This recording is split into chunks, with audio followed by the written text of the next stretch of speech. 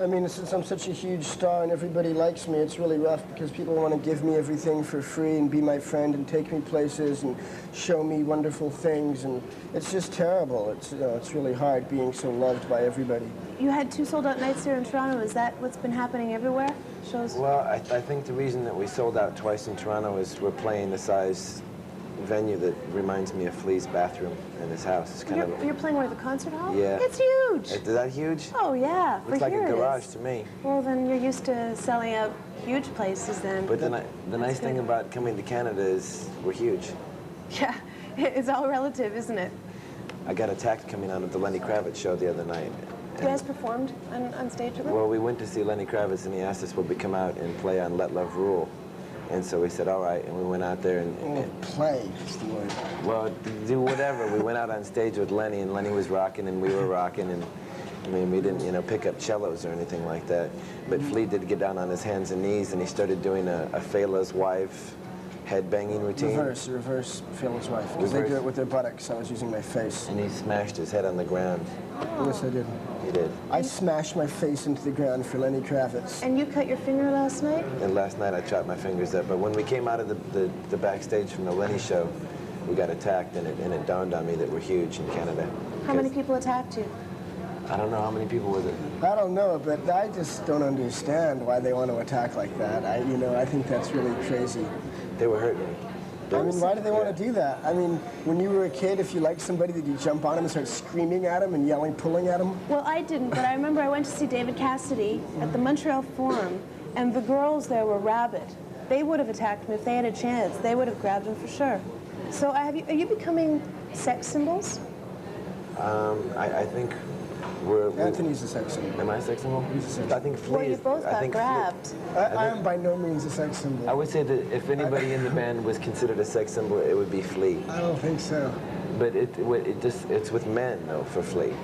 Like whenever we play a show, you see like a lot of like sexy skinhead men shouting out Flea's name in the middle of the show. Well, see, the thing is, it's like for the girls, like, oh, Anthony's so beautiful, and his muscles and long hair, and oh, golly, he's so sexy, and the way he moves and sings, and he's so beautiful. And with me, it's like, dude, you're so awesome. Wow, dude, wow. Flea is God, dude. Wow. Did you get into rock and roll to get babes? Did I? I never got into rock and roll. What are you into? There's an accident. I just kind of stumbled into this predicament, and I never really had any intention of being a rock and roller. It's just that all of my best friends were great musicians, and they felt sorry for me, so they had me. We felt sorry for him. He was like a wayward dog. He was like a little puppy wandering around. And we said, here, take this microphone, keep yourself busy. And was it hard at the beginning? Was it hard? Were you shy ever, or was it always? It's not hard when there's a particular sound of cosmic love and funky friendship, like bursting out of these people's fingers and amplifiers. You don't even have to do anything. It's kind of like automatic pilot. You know, all of a sudden this sound comes out, and it just kind of carries you along, and you just roll with the punches. I heard that you guys are into things like shamanism and rituals, and to me it seems like the band is a bit of a boys' club or a men's club. We have some silly little rituals. Like what? Well, every time before we get ready to play, we have a soul circle where we all hold hands and we give each other little loving antidotes, and then we slap each other in the face and we hug each other. You telling me the truth or making it up? No, it's the truth. It's the damn truth. It's the damn truth. What other things? But you know, the thing is, it's like, I mean, how could it not be like a boys' club? I mean, we're all boys, and we play in this band together, and we travel.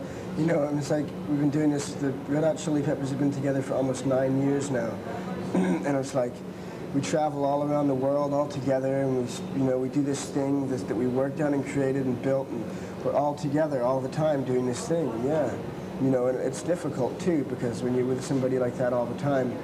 You know, I mean, it's just like living with a family, you know, with brothers or sisters or whatever, when you're all together. Sometimes you want to throw a vacuum cleaner at them, you know. Except that you have the added pressure of the whole world watching every move that you're making. Back off, baby. I'm just getting a little kiss. I'm just getting the teeniest kiss besides. Yeah. Oh, God. All right, this is a little kiss. You know, people are watching this. You're making me blush. You're making me blush. You're not blushing. You're making Flea blush. You know, I'm blushing. do you know how many letters I'm going to get? Because people are going to yell at me that I insisted that you kissed me. Do you know how She told it me gets? before the interview if I didn't kiss her that she would not come and see us play tonight. So. Can I ask you guys something? And I'm probably going to get myself in trouble for asking this. And please be delicate in the responses.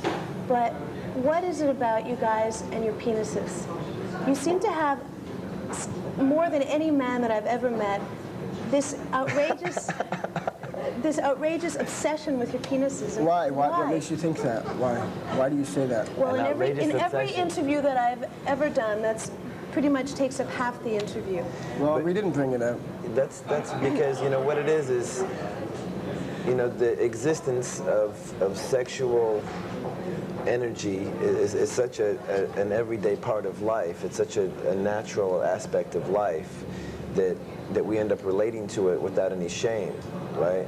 Because it's there, but it's not just the penis, it's also the vagina, the wonderful ruby fruit jungle known as the vagina.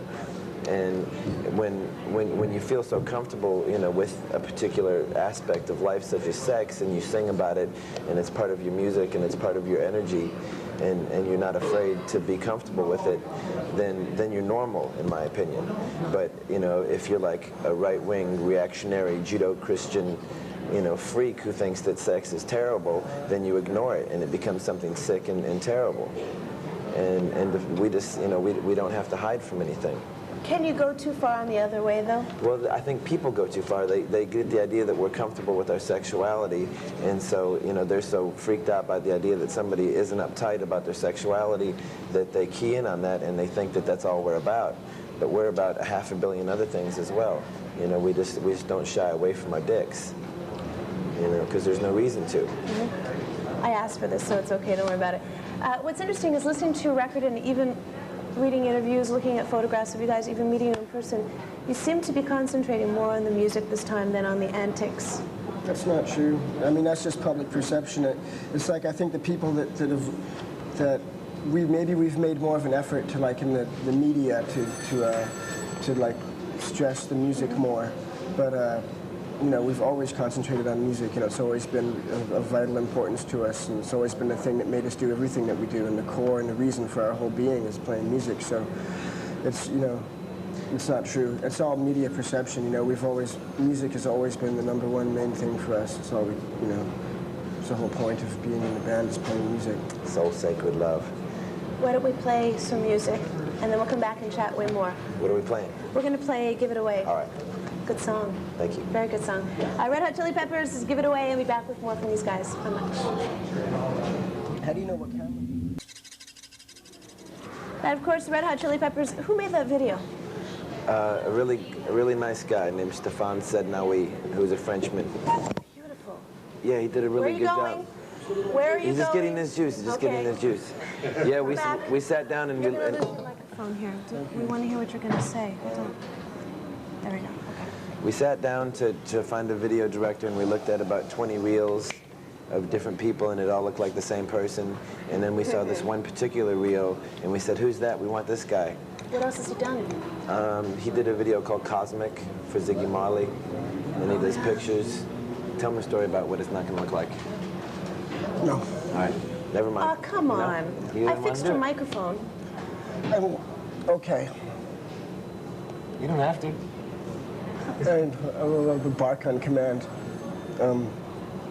Well, before we made the video, Stéphane said, "Now he showed me this picture of a girl on a rock." And I didn't know what we were going to do in the video, and he showed me this picture of a girl on a rock, and he said, "You see this picture of the girl on the rock?" And I said, "Yes, I see it. I see the picture of the girl on the rock." And he said, "Well, the video," he speaks in a French accent, you see, he's French, and he said, "It's not going to be like this, the video. It's not going to be like this." And I went, it's not going to be like a girl on a rock. So basically, we had no idea what kind of video we were doing. We just knew that we were going to the desert, and we were going to paint ourselves silver and get smart in the desert. He has a real fashion sense about him. It's very fashionable. He used to be a model. Do tell. And he wears a dress. No. Yeah. Oh, well. So let's talk about you guys and fashion. I know that you were awarded something by the U.S. knit manufacturers for the most innovative use of knitwear for the proper placement of socks. Erica, Yes. you making that up? No. Erica. It was written down in black and white. I could show you making after that the up. interview. No. Would I make that up? What? Could I ask you a question? Yes. What color are your underwear? I forget. What color are check? I can't We'll take a know. check. I'll tell you after. All right. Okay. Got out of that one. Phew, thank you. So have you won any other fashion awards? Well, Anthony was going to be on the cover of In Fashion. Were you? They kicked me off for Drew Barrymore. I took all these pictures to be on the cover of a fashion magazine, and then Drew Barrymore came along and they kicked me off for her. For her? Yeah. But I think that really kind of sums us up. In fashion. Or perhaps it sums up in we've fashion. really always been the masters of low fashion, of no fashion, of low dog, low brow, get a hoe fashion. That's our fashion. Well, it certainly works. It's working? It's working. Is that why your eyes are glimmering like that? Well, actually, and I'm also getting a little embarrassed, and I have a bit of a cold, so all things considered. She has a cold and she has bronchitis, and she went to the doctor, and the doctor said just take some codeine. So she's fine now. I'm not fine. It hasn't gone away. All right, well. Let's talk about the album. Have a few Quaaludes while you're at it. Drink a bottle of champagne, you'll be fine. Let's talk about the album. You recorded it in some alleged haunted house. What effect did that have on the actual music, or did it? If I would answer the question, but then after the interview, Flea would say you were blabbermouth and you were hogging all the answers, so I'm gonna let Flea answer. I have nothing absolutely to say, so I'll let you answer. No, there's a big old mansion in the Hollywood Hills, and when we were writing these songs for this record, Rick Rubin was there with us, the bearded wonder, the mighty Rick Rubin. And I think he got a sense that the songs we were writing were very warm and gritty and funky and dirty, and they didn't belong to go into a studio. And it wasn't right for like the sterile, clinical, anal retentive, secretarial, greasy aluminum foil type of a vibe that a studio has. He said, how'd you guys like to make this record in a house? And we said, yeah. And so he found this big, beautiful house, and we built a studio in the house, and the house was haunted with these spirits. And we all had bedrooms in the house, and we hired a psycho chef to cook food for us, and we never had to leave the house. And we lived with the spirits. And you know, we made our music, and we woke up and we read the paper and had coffee and made music. And But did it affect the music? The fact that this place was, you felt spirits there. Do you think it had an effect? The music was written, but just being in that type of an environment affected our whole state of mind. You know, because we weren't pressured by the clock, and it was just I mean, that was the ultimate Funky Monks Boys Club right there. Just like being in the house with the same 4 guys and getting along with each other for a month and a half.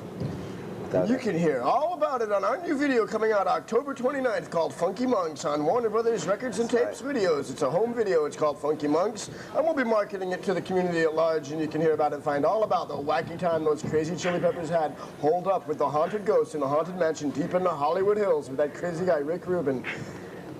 Is that it? It's good? It's good? You guys were in movies. Were you in that Chet Baker film? Yes. How did that happen? We were watching it. That's Flea. You were sitting there watching him like he was the coolest guy in the world. Well, he was a really cool guy. So how did you meet him? How did you hook up with him? Bruce Weber just asked me to be in it. So you weren't actually, were you, it was in Cannes, wasn't it? Were you, they filmed in Cannes, but I didn't go to Cannes. So how did you hook up with Bruce Weber? Because he was taking a picture of our band. And he said, I want you to sit beside Chet Atkins and look like you're interested? Chet Baker. I mean, Chet Baker and look like you're interested? We just started talking about music, and we spoke about Chet Baker, and I grew up listening to Chet Baker, and I'm a really big fan of his trumpet playing. And his singing too, but as a kid I was much more into his trumpet playing because I played the trumpet as a kid, so I was always checking out trumpet playing. Oh. Yeah, he's a great singer. We're going to go to commercial break, and then we're going to come back and talk some more, okay? Okay. All right. So we'll be back right after this so much.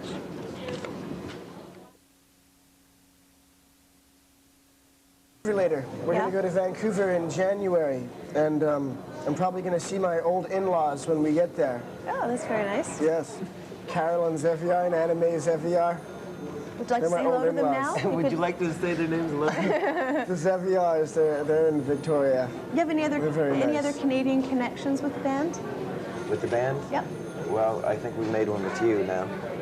I'm going to tell you a little secret about Erica. she shaves her pubic hair into a mohawk. You stop it. It's true. And You know, just because the show is live and we can't edit these things well, out. right, but I'm just sharing a little secret with the listening audience. Do you want to have a question from one of the guys outside? Yeah, I want to talk to the guy with the dildo.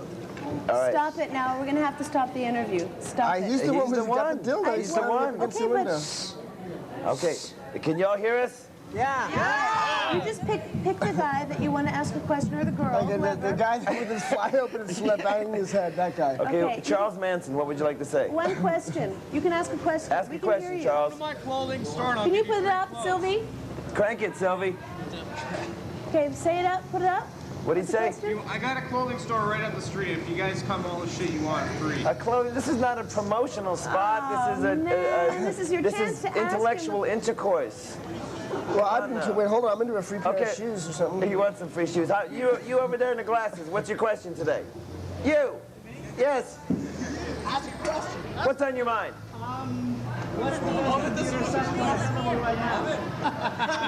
What did he say? When's the last time I ejaculated into Melvin Marcos' Stop shoes? it! Stop it! Okay, we're going to end this interview now because you're causing big trouble. I No, I was warned just you. repeating the question. Do you know that? I was just do you know that repeating the I've waited question. my whole life to do that, to end an interview because fans have misbehaved, and you've given me the absolute No, we're opportunity. perfect gentlemen. Yeah, you are. Say Okay, something no, again. no, no. Say something to me. No. Say anything. No, because He's a you're gentleman. No, he's a troublemakers now. gentleman. Hey, have I said Okay, look. anything that's slightly offensive once? No, You do have slop on your I'm very slobber. No, It's you three actually orange just wait. juice. It's him that's a troublemaker. I'm not a troublemaker. You're a troublemaker. I'm not a troublemaker. How much does the controversy help the band? What's controversy? All of them. We don't have any controversies. Oh, okay. You're controversial. You're really pissing me Oh, off. come on now. And you know, I've been arrested for doing less. Oh, yes. Is that it? We ended and you went like that? Come on, go. What I won't do for you, I've done at half price for others. Thank you very much. This is a Red Hot Chili Peppers High Ground, and we're going to end this interview right now. Why are we ending? No, because you're trouble. No, Go we're play not the trouble. video. Go play the